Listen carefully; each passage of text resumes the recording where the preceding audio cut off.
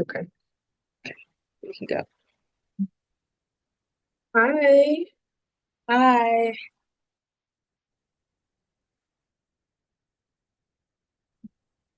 So it is nice to see you. Thank you for coming in today.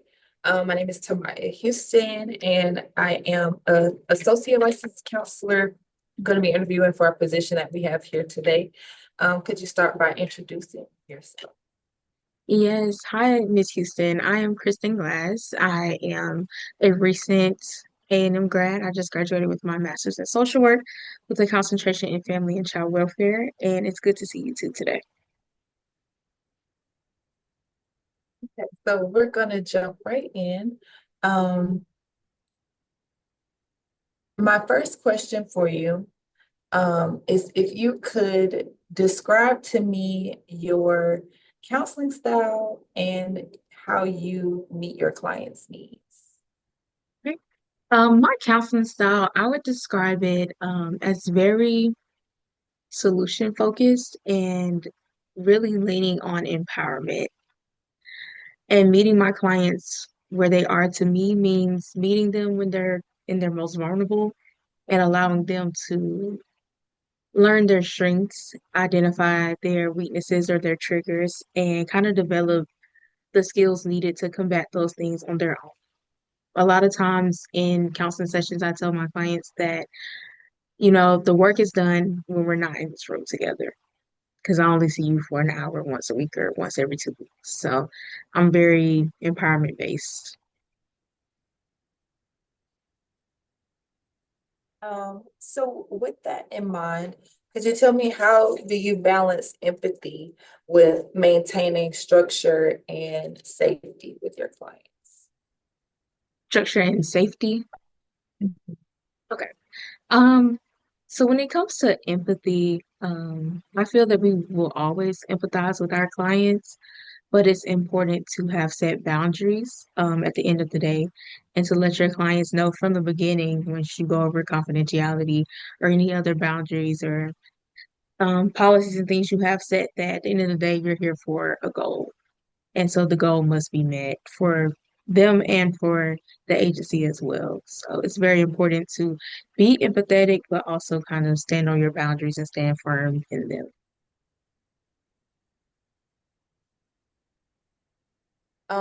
Could you tell me about a time that a client may have been resistant to therapy or one of your techniques, and how did you respond? Um, a client that's been kind of resistant for me, I had a case where I had a client who had multiple suicide attempts. She was a type 1 diabetic and insulin dependent.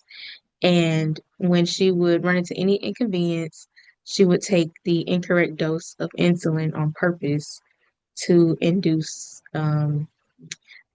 diabetic side effects, which could include a coma or death or it just harm in general. So when creating a safety plan with this student, she was very resistant to coming up with the safety plan and cooperating to come up with these goals or just this plan to have in place. And she presented as if she didn't care for the plan or she didn't care for anything. And at any minor inconvenience, she would continue to do what she did. So in that moment, I did find myself frustrated, but then I decided to just remember the importance of meeting my clients where they are. And so I really just focused on taking a second to put the plan to the side and just talk to her because in that moment I felt she needed to be listened to. And so after we did that, she was much more open and we were able to complete the safety plan.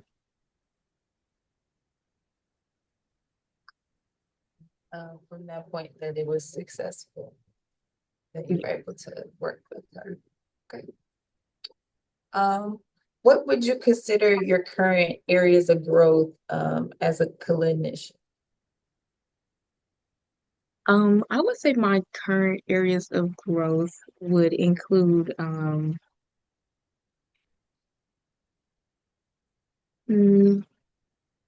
I would say learning. more modalities.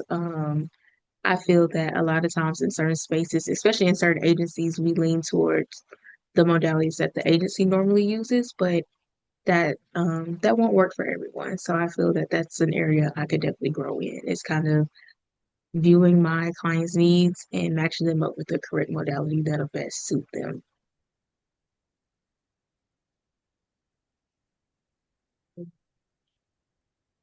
Um,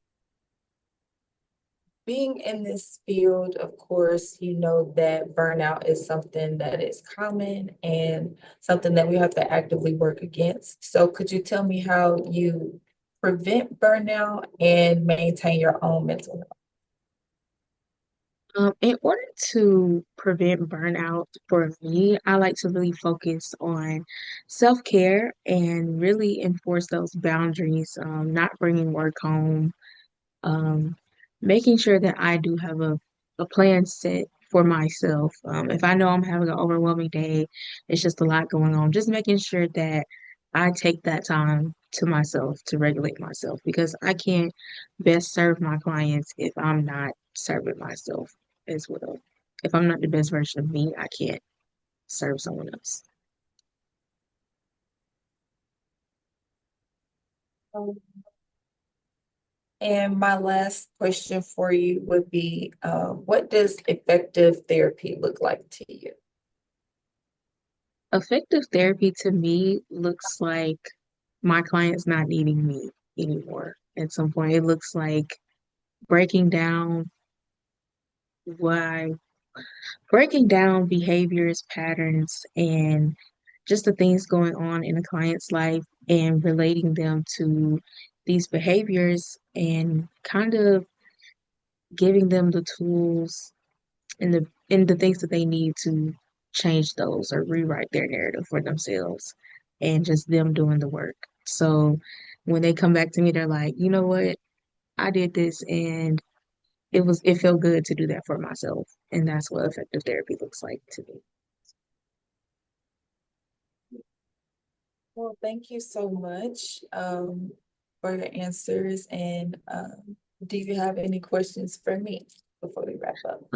Yes, I do have a question. I just wanted to ask, based on this interview, do you think that the agency's morals and policies and the way that you all operate kind of match me as a person?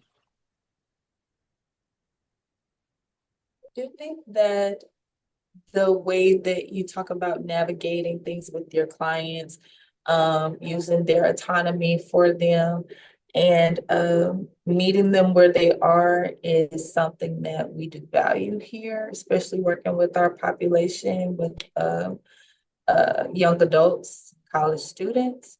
So I think in those areas, yes, it does fit. Thank you. That's all I have. Okay. Well, thank you. It's nice to meet you again, and you should be hearing from us.